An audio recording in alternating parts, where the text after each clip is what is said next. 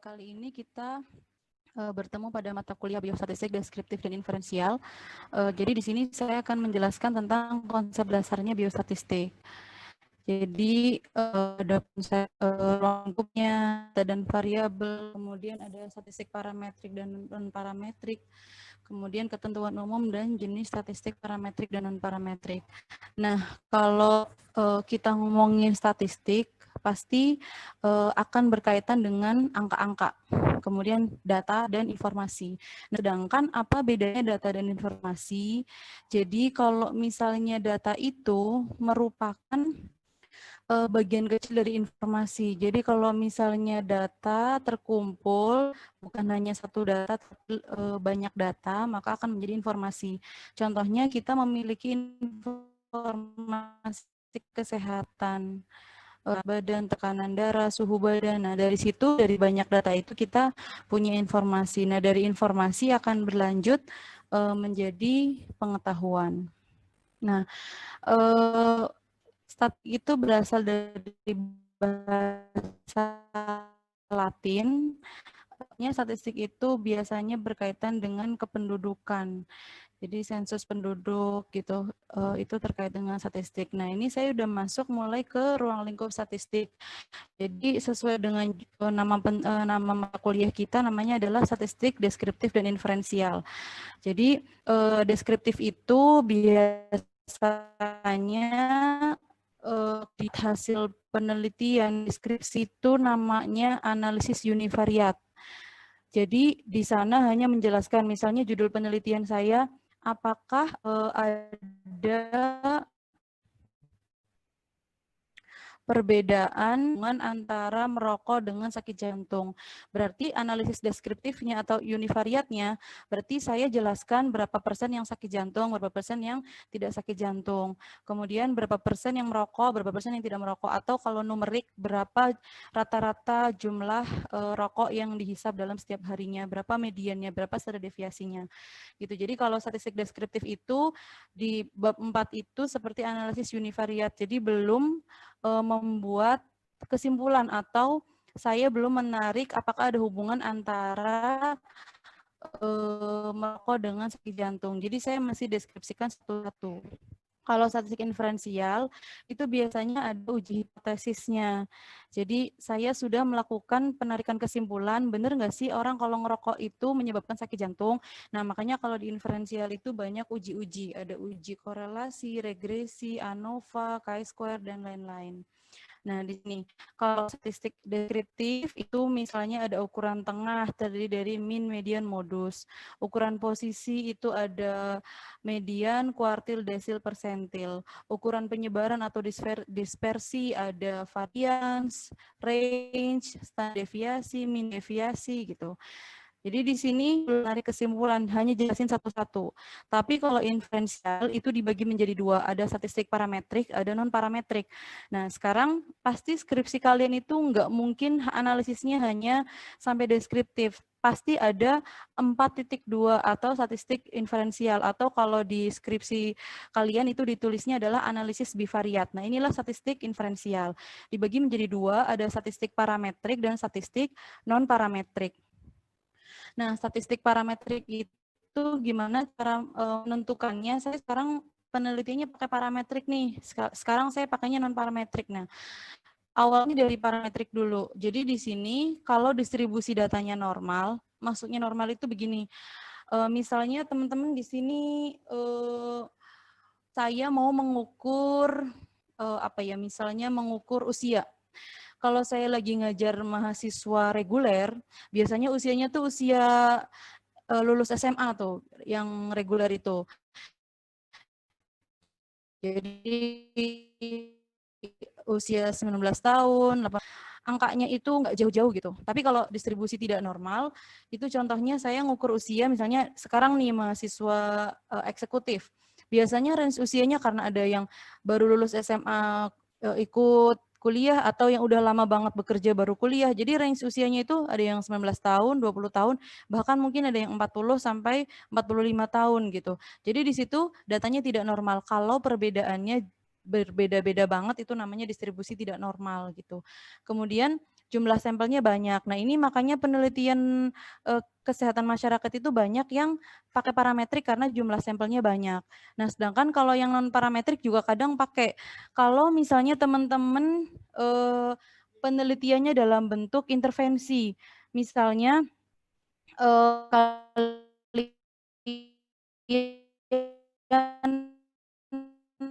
membuat menurunkan kadar gula darah pada lansia gitu. Berarti kan kita memberikan intervensi. Nggak mungkin sampel kita sampai 300 orang di Posbindu gitu, nggak mungkin. Jadi sampelnya paling 30, 25, 20. Itu pun kalau selama intervensi, misalnya 3 kali intervensi dia selalu datang gitu. Pasti akan berguguran dalam beberapa kali intervensi. Nah, biasanya sampelnya sedikit, itu juga kita pakai statistik parametrik. Nah, kemudian yang parameter dan ordinal, maksudnya apa? Nah, ini saya jelasin. Nah, kalau nominal ordinal itu kategori, kalau interval rasio itu numerik. Nah, apa bedanya numerik dan kategori? Kalau numerik itu angka-angka, kalau kategorik itu yang bukan angka. Maksudnya gimana? Contohnya kalau misalnya yang numerik, contohnya cara ingatnya numerik itu contohnya misalnya punya satuan. Tekanan darah itu pasti numerik karena satuannya milimeter Hg. Berat badan pasti numerik karena satuannya kilogram atau kalau bayi gram. Kemudian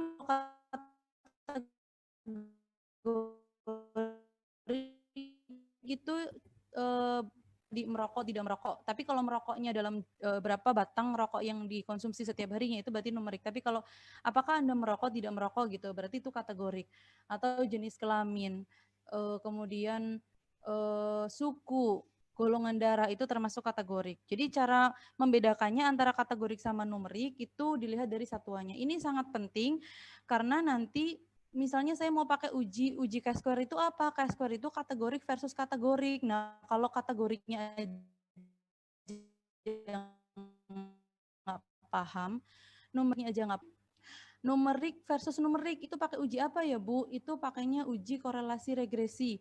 Kalau numerik versus kategorik, kategoriknya cuma 2, sampelnya berbeda, itu uji apa? Uji T independen. Nah, jadi kalau kategorik sama numeriknya kalian bingung, nanti pada saat skripsi gitu. Jadi nanti akan tergambar pada saat skripsi. Nah, kalau numerik itu interval sama rasio, kalau kategorik nominal sama ordinal. Nah, saya jelaskan satu-satu. Sekarang yang kategorik dulu, yang nominal. Numerik tinggi badan, berat badan, tekanan darah itu dibuang dulu. Jadi kita lihat dulu yang nominal, yang kategorik, yang jenis kelamin, agama, suku, golongan darah gitu ya. Nah, apa itu skala nominal? Skala yang digunakan hanya untuk membedakan suatu ukuran dari ukuran yang lain tanpa memberi atribut lebih besar atau lebih kecil. Jadi di sini skala nominal itu intinya adalah setara. Contohnya masuk ke dalam skala nominal. Kenapa nominal? Karena antara laki-laki dan perempuan itu tidak memiliki atribut lebih besar atau lebih kecil. Jadi setara. Laki-laki tidak tidak lebih keren. Misalnya agama. Agama itu setara antara agama yang satu dengan agama yang lain.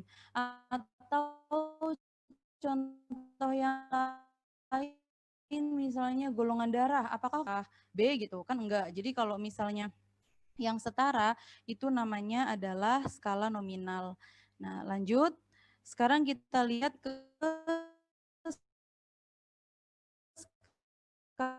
skala ordinal. Nah, ini masih kategorik ya, ordinal. Nah, kalau ordinal, skala yang dipakai untuk membedakan urutan atau tingkatan data yang berjenjang atau berbentuk peringkat sehingga jarak yang satu dengan yang lain mungkin tidak sama. Nah, ini. Jadi kategori tapi ada tingkatan. Contohnya adalah pendidikan. Orang yang SD lebih rendah daripada SMP, SMP lebih rendah daripada SMA, SMA lebih rendah daripada perguruan tinggi. Atau contoh lain misalnya kelas perawatan di rumah sakit. Orang yang dirawat di bangsal berbeda dengan orang yang dirawat di kelas utama, maksudnya bukan berbeda orangnya, tapi berbeda pelayanannya. Kalau di bangsal sekamar bisa 10 orang, kalau di kelas utama sekamar 2 atau 1 orang, itu sudah terlihat berbeda. biayanya juga berbeda. Itu artinya skala ordinal punya tingkatan. Atau misalnya contoh skala ordinal misalnya pangkat atau jabatan. Jadi misalnya di kampus ada rektor, dekan, kaprodi, itu punya tingkatan tuh. Berarti artinya jabatan itu adalah skala ordinal. Nah, sekarang kita geser ke yang numerik. Berarti kepala kita udah kebayang yang ada satuan-satuannya. Nah, kalau skala interval itu data yang jaraknya sama, nol absolut atau mutlak. Jadi gini, punya satuan tapi tidak punya nol absolut. Maksudnya tidak punya nol absolut itu dia mempunyai wujud gitu. Contohnya suhu, apakah ada suhu 0 derajat Celcius? Ada, artinya dia tidak mempunyai nol absolut. Jadi definisi dari tidak punya nol absolut itu adalah punya wujud nolnya. Nah, contohnya adalah suhu. Suhu punya 0 derajat Celcius nggak ada. Berarti suhu itu adalah interval. Contoh lain motor. Motor itu ada satuannya berupa kecepatan. Ada apa namanya speedometer ya. Ada speedometer di dalam motor masing-masing. Apakah ada 0 km per jam di motor teman-teman sekalian? Pasti ada. Kalau nggak ada nolnya, berarti kalian lampu merah jalan terus. Kalian kalau mau parkir ke kampus, motornya suruh muter-muter terus, nggak boleh berhenti. Nggak mungkin. Berarti kecepatan motor Anda itu skalanya adalah interval, karena ada 0 km per jam. Nah, sekarang kita bedakan, terus apa bedanya sama rasio? Kalau rasio itu sama seperti interval, tapi bedanya dia punya 0 absolut, berarti lawannya. Kalau memiliki 0 absolut, artinya tidak punya wujudnya. Contohnya, panjang, misalnya tinggi badan, berat badan deh. Misalnya berat badan 0 kg. Ada nggak wujud orang berat badannya 0 kg? Semut yang kecil banget aja ada wujudnya, pasti ada berat badannya. Tinggi badan juga ada nggak orang tinggi badannya 0 cm atau 0 meter, itu nggak ada. Jadi artinya kalau skala rasio itu seperti interval, tapi dia memiliki nilai 0 absolut.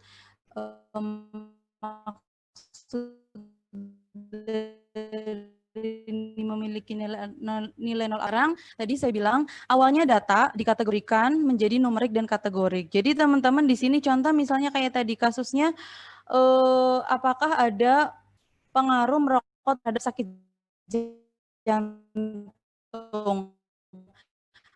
Datanya kalian harus putuskan, oh kategorik aja, misalnya sakit sama tidak sakit gitu. Kemudian kalau merokoknya gimana nih, saya mau pakai merokok yang numerikan menjadi jumlah batang yang dikonsumsi, atau mau dikelompokkan menjadi merokok sama tidak merokok, berarti dia kategorik. Tapi kalau jumlah batang berarti numerik. Jadi teman-teman pada saat mengerjakan skripsi harus dilihat itu numerik atau kategoriknya. Nah,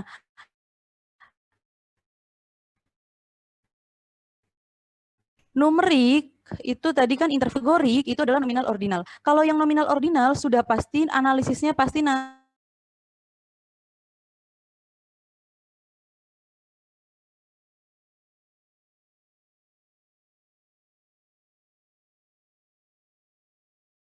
parametrik. Contohnya uji apa? Uji sejagat raya, uji chi-square. Itu adalah uji kategorik versus kata dalamnya skalanya nominal atau ordinal. Itu sudah pasti statistik non parametrik. Interval rasio di uji normalitas dulu. Uji normalitas bagaimana pada saat mata kuliah manajemen data. Nah, di uji normalitas, kalau normal di data izinnya parametrik. Tapi kalau tidak normal, nggak jadi statistik parametrik, jadinya statistik non parametrik gitu. Jadi tidak selamanya kalau kalau kita interview kan yang parametrik. Kalau di uji normalitas tidak normal, maka menjadi statistik non parametrik. Begitu ya. Nah, ini dia.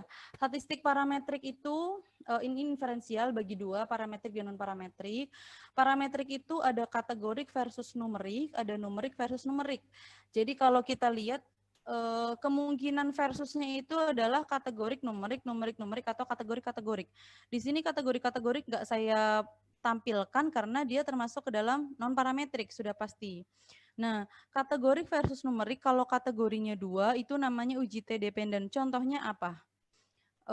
Jadi di sini kategorik versus numerik, kategoriknya 2 dibagi menjadi 2, ada T-dependent sama T-independent. Ini pasti sebelum saya jelasin pasti banget nanya apa.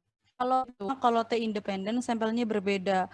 Jadi kalau misalnya nih, contohnya saya gini, contohnya sekarang lagi kuliah. Tadi sebelum kuliah, saya kasih soal ke kalian. Kemudian saya koreksi. Berarti variabel numeriknya adalah nilai. Kemudian saya kasih kuliah sekarang. Setelah saya kasih kuliah, saya kasih soal lagi. Saya koreksi. Berarti judul penelitiannya adalah apakah ada perbedaan nilai biostatistik sebelum dan sesudah perkuliahan. Itu artinya kategori versus numerik, kategorinya 2, sampelnya sama, uji T-dependent. Kategoriknya apa? Kategoriknya adalah sebelum perkuliahan dengan setelah perkuliahan. Numeriknya adalah nilai. Jadi saya koreksi tuh nilainya. Orang ini nilainya misalnya sebelum kuliah 50, setelah kuliah jadi 100. Berarti itu numerik, angka. Nah, dua kategorinya apa? Dua kategorinya tadi, kategorinya ada 2, sebelum kuliah dengan setelah kuliah. Nah, kenapa T-dependent? Karena sampelnya sama. Jadi sebelum kuliah orangnya Anda, dia oleh satu responden diukur 2 kali. Itu namanya uji T-dependent gitu. Dependent itu arti terikat, berarti sampelnya itu berhubungan. Kemudian independen berarti kategorik versus numerik, kategoriknya 2 tapi sampelnya berbeda. Independen itu artinya bebas, berarti sampelnya tidak saling berikatan. Contohnya antara mahasiswa biostatistik kelas saya dengan kelas Bu Putri, berarti kelas saya kalian saya koreksi, kelas Bu Putri koreksi. Nah, numeriknya adalah sama-sama nilai, tapi kategoriknya adalah statistik kelas saya, kategori yang kedua statistik kelas Bu Putri. Berarti itu sampelnya berbeda, kelas Bu Putri orangnya berbeda dengan kelasnya saya. Tapi saya membedakan, jadi judul penelitiannya apakah ada perbedaan nilai statistik antara mahasiswa Bu Putri dengan mahasiswa saya gitu. Berarti itu kategoriknya sesi mahasiswa saya dan sesi mahasiswa Bu Putri, itu ada 2 kategori. Dan orang yang saya teliti adalah kelompok saya dan kelompoknya Bu Putri, itu sampel yang berbeda. Berarti dia uji T independen. Kemudian sekarang kita geser ke ANOVA, lebih dari 2 kategori. Jadi harus numerik tapi lebih dari 2 kategori. Ini seperti uji T independen tapi kategorinya lebih dari 2. Contohnya, saya pengen tahu apakah ada perbedaan nilai statistik sama satu lagi mahasiswa kelasnya Bu Fitria. Kalau tambahin lagi mahasiswa kelasnya Bu Laras, itu tetap uji ANOVA. Jadi selama lebih dari 2, mau 3, 4, 5, 6 dan seterusnya, itu namanya uji ANOVA. Nah, kalau misalnya 1, 2, 3, gimana Bu? Jadi misalnya satu mahasiswa diukur berkali-kali lebih dari 2, itu uji apa? Nah, itu nanti di non parametrik. Di parametrik selanjutnya ada numerik versus numerik. Nah, numerik itu misalnya contohnya saya pengen tahu apakah ada perbedaan biaya rawat dengan lama rawat, apakah orang semakin lama dirawatnya biayanya makin mahal gitu. Jadi di sini kita uji statistik parametrik uji korelasi Pearson, kalau non parametrik nanti namanya beda lagi. Kenapa numerik kok ada non parametriknya? Tadi udah saya jelaskan ya.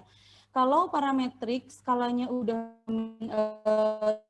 interval rasio tapi ternyata diuji itu dia uji parametrik tapi dia non parametrik. Nah, seperti apa sih non parametrik ini? Sengaja saya tampilin terpisah karena gambarnya banyak banget. Nah, ini yang akan saya ajarin, tapi ini juga diajarin di Friedman, Cochrane saya ajarin. Nah, ini saya kasih tanda karena sama dengan statistik parametrik, hanya bedanya kalau di parametrik tidak normal saya nggak jadi pakai uji ini, jadinya pakai uji ini gitu. Nah, contoh gini, ini kan statistik parametrik, kategorik versus numerik, kemudian dependen, kategorinya 2. Kalau dilihat ini seperti uji T dependen. Kenapa? Uji T dependen itu kategorik versus numerik, sampelnya saling terikat, kategorinya cuma 2. Ini kalau di parametrik namanya uji T dependen, kalau di non parametrik namanya uji Wilcoxon. Nah, keputusannya adalah bagaimana nih keputusan saya kalau saya mau Wilcoxon mau dependen. Nah, tadi solusinya adalah pakai uji normalitas. Uji normalitas nanti saya ajarin di mata kuliah mandat. Nah, kalau datanya normal, yang ini berarti saya pakainya T dependen. Kalau datanya tidak normal, saya pakainya Wilcox. Ini misalnya saya mau melakukan penelitian, apakah ada perbedaan nilai mahasiswa sebelum kuliah dengan setelah kuliah?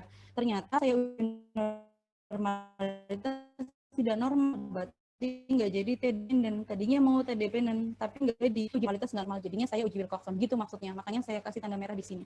Nah, kemudian yang ini T dependen, kategori versus numerik, sampelnya sama, lebih dari contoh, saya mau kasih kalian soal, tapi enggak sebelum dan sesudah.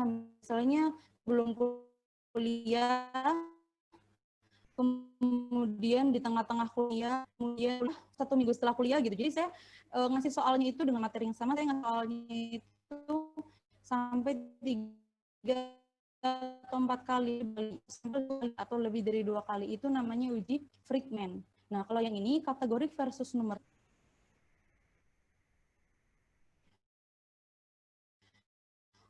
Berbeda. Ini kalau dilihat di sini seperti uji T independen. Jadi kalau saya jelasin, T dependen itu pasangan Wilcoxon di non parametrik. Itu berarti di sini seperti Mann-Whitney nih, kategorik numerik independen, kategorinya 2 sama Mann-Whitney. Jadi saya mau analisis, saya dengan Putri, ternyata saya uji kualitas data yang sama, nggak normal ya, nggak jadi uji T independen, jadinya uji kategori. Nah, kalau yang lebih dari 2 kategori itu Kruskal-Wallis. Pasangan jika uji normalitasnya tidak normal, kita pindah menjadi uji Kruskal-Wallis. Ini uji kategori dia statistik non parametrik, nggak ada statistik parametriknya. Jadi nggak mungkin diuji normalitas karena uji normalitas hanya bisa dilakukan untuk data yang numerik. Nah, di sini ada ada dependen atau sampel sama, ada independen sampel yang berbeda. Nah, yang independen ini yang sering kita lakukan uji Kaiser 1 sampel, 2 sampel, kemudian ada skripsi kalian akan ini mungkin, tapi kalau udah saya jelasin yang lain semoga sih jadi bisa yang lain juga ya gitu. Jadi jangan kita terfokus pada satu uji aja gitu. Nah, yang dependen ini bisa 2 kategori, bisa lebih dari 2 kategori, tapi sampelnya sama. Contohnya gimana? Kalau McNemar itu misalnya tadi soal yang sama seperti Wilcoxon, bedanya kalau Wilcoxon sebelum kuliah saya dapatnya sekian angka yang keluar. Oh, setelah koreksi angka sekian. Kalau McNemar sebelum kuliah koreksi tapi saya kategori tidak gitu. Setelah koreksi setelah ujian, setelah kuliah saya koreksi angkanya langsung saya kategorikan lulus tidak lulus. Kalau lebih dia lulus, berarti itu adalah uji McNemar. Kalau Cochrane sama seperti McNemar, cuman diujinya lebih dari 2 kali. Misalnya yang tadi seperti Friedman, tapi bedanya sebelum ujian lulus nggak lulus. Di tengah-tengah kuliah lulus nggak lulus. Setelah kuliah lulus nggak lulus. Itu berarti pakainya uji Cochrane. Jadi yang ini McNemar dan Cochrane sama seperti mirip seperti dengan Friedman. Dari kalau ini datanya sudah dikategorikan gitu. Kemudian kita geser ke numerik versus numerik sama kayak tadi, sama seperti korelasi, cuman kalau di parametrik korelasi. Nah, demikian yang saya